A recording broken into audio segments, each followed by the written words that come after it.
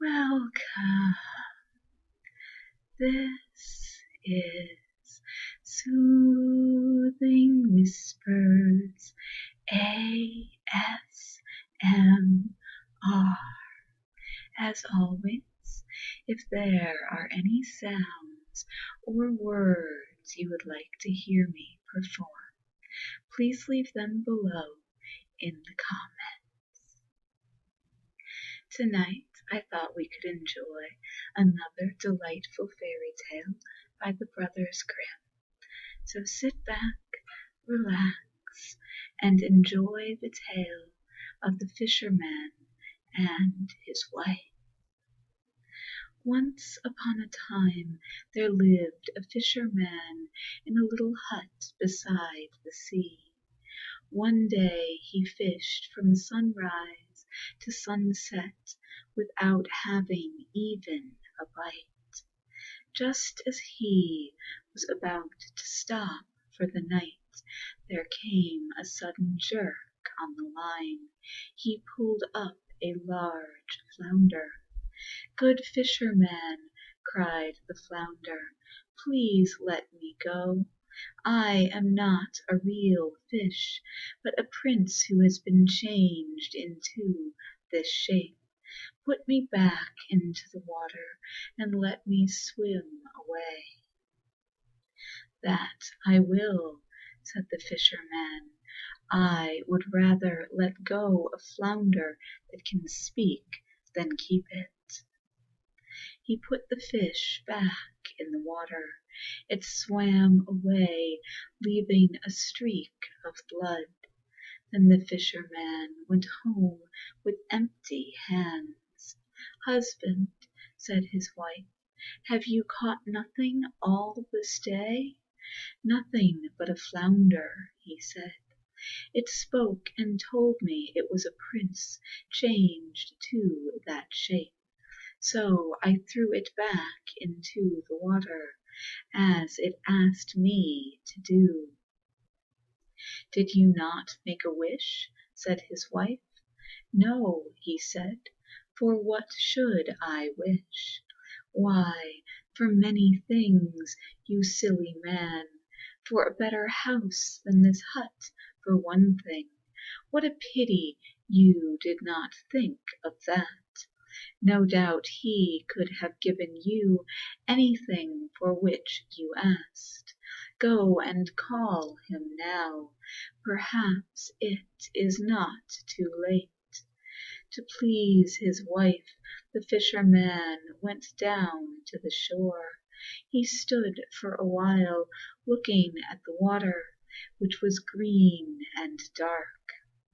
Then he said, "Flounder, flounder in the sea, come, I pray, and talk to me, for my wife, Dame Isabel, sent me here a tale to tell." The fish came swimming up and said, "What do you want with me?" "Ah," said the man, "today I caught you and let you go again. My wife is angry because I did not ask you to grant a wish. She says she wants a better house than our poor hut. Go home, man," said the flounder, "your wife has her wish." The fisherman went back home. Instead of his old hut he found a pretty little cottage. At the door sat his wife, looking very happy. "Come in," she cried to her husband. "See what a pleasant home we have." They went from one room to another. There was a pretty little bedroom. The sitting room had flowers at the window and pictures on the wall. In the kitchen were vessels of earthenware and tin and copper. Outside was a little farmyard where hens and chickens were running about. Beyond was a garden full of fruit and vegetables. See, said the wife, is it not pretty? Oh yes, answered her husband, it is beautiful. As long as it is new, you will be content. After that, we shall see. Yes, we shall see, said the wife. A few days passed. Then she said, Husband, this cottage with its yard and garden is too small for us. If the flounder is a prince, he could give us a large house as well as a small one. I wish, above all things, to live in a castle built of stone. Go to your fish and tell him so. Ah, wife, said the fisherman, this cottage is good enough for us. The flounder may be angry if I go to him with another wish. Do as I tell you, said the wife. The fish can give us a castle if he will. Go and ask him for it. This is not right, said the fisherman, but his wife urged him, so that he went down to the shore. The water was dark and blue, but very still. The fisherman said, Flounder, flounder in the sea, come, I pray, and talk to me, for my wife, Dame Isabel, wishes what I fear to tell. Now then, what do you want? Asked the fish, raising his head above the water. Oh, said the fisherman, my wife wishes to live in a great stone castle. Go home, and you will find her there, was the answer. The fisherman hastened home. Where the cottage had been was a great stone castle. His wife stood on the steps. Come with me, she said. See what a grand house we have. They went into a marble hall where many servants stood waiting. They passed from one room to another, admiring the velvet carpets and the great mirrors and the hangings of silk and gold. Outside the castle was a courtyard in which were stables full of horses and carriages. There was a great garden set with flowers and fruits. In the fields and woods, cows and sheep and deer were feeding. Well, said the wife, is this not beautiful? Yes, indeed, said the husband, but you will not think it so after it ceases to be new to you. I fear you will then want something else. I will think about it, said the wife. For a little while she was happy and proud in her new home, but one morning she rose in a bad temper, and nothing seemed to please her. Why did I wish for so little? She said crossly. We might as well be lords over all this country, instead of having just one castle. Go to your fish and ask to be king. Ah, wife, said the husband, I don't wish to be king. I cannot go and ask that. If you do not wish to be king, I do wish to be queen, she said. Go at once and tell the fish what I say. The husband turned sadly away. It is not right, he said to himself, but he went down to the shore. He found the water dark and rough. The waves foamed and dashed as if they were angry. Still he said, "Flounder, flounder in the sea, come, I pray, and talk to me, for my wife, Dame Isabel, wishes what I fear to tell." The flounder came, and the fisherman told his wife's wish. "What?" said the fish, "is she not content? Well, she shall have this wish also. Go home, and you will find her queen." The fisherman went home and found the castle was gone. Far away he saw a palace, very large and beautiful. Flags were floating from its towers, and soldiers were marching up and down before it. He went to it, and walked through long halls and handsome rooms. At last he came to a large hall in which there was a throne of gold. Here sat his wife with a crown upon her head.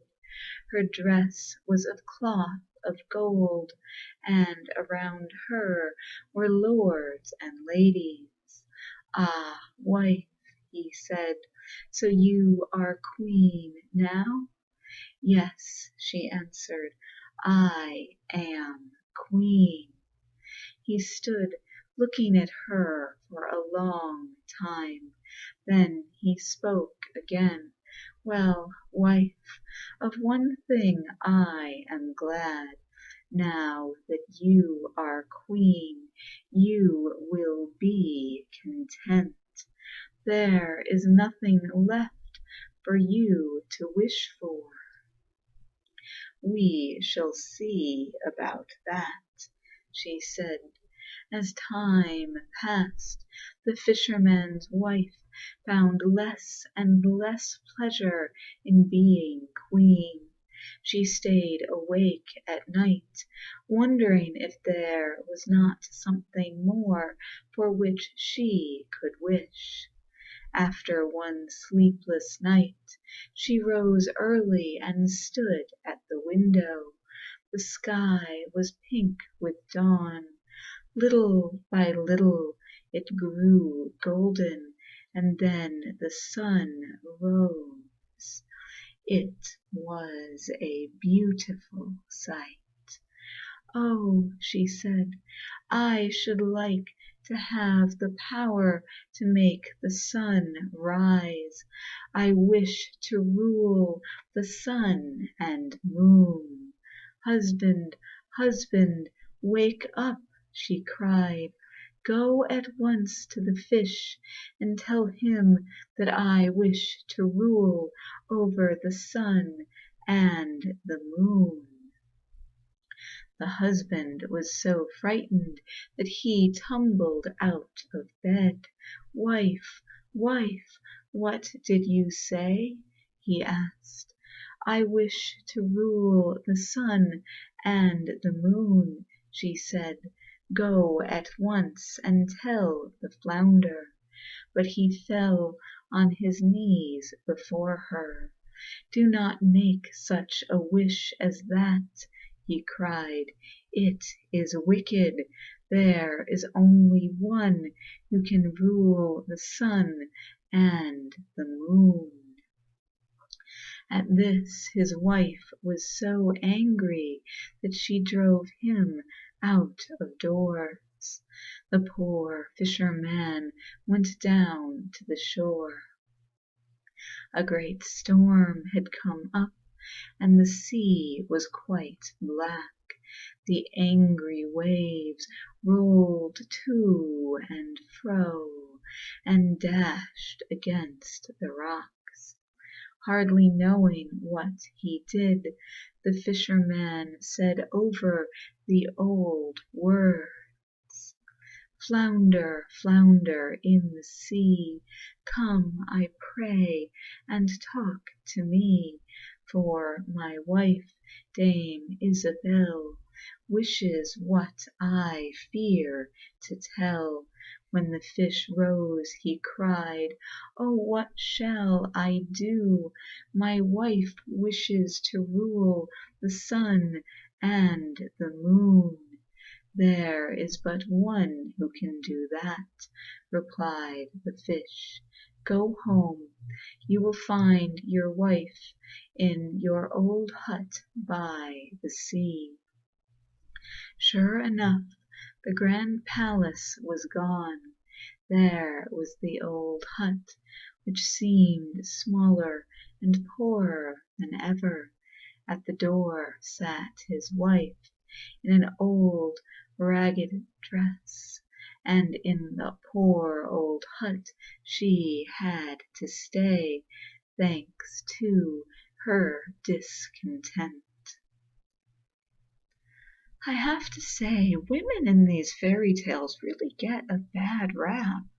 They're either wicked stepmothers, hapless mothers that enable child abuse, or evil witches. Girls fare okay, but women do not fare well at all. There is some truth in this tale, however. Happiness can only be achieved by finding some measure of contentment with what you have, and not in always seeking something new. The reality is that anything you have, you will eventually become accustomed to. And if, when you become accustomed, you find yourself constantly wanting more, you will always be discontent. And with that, I fear that we have come to the end of our video. So, as always, I wish you a wonderful day and a wonderful night. Sweet dreams.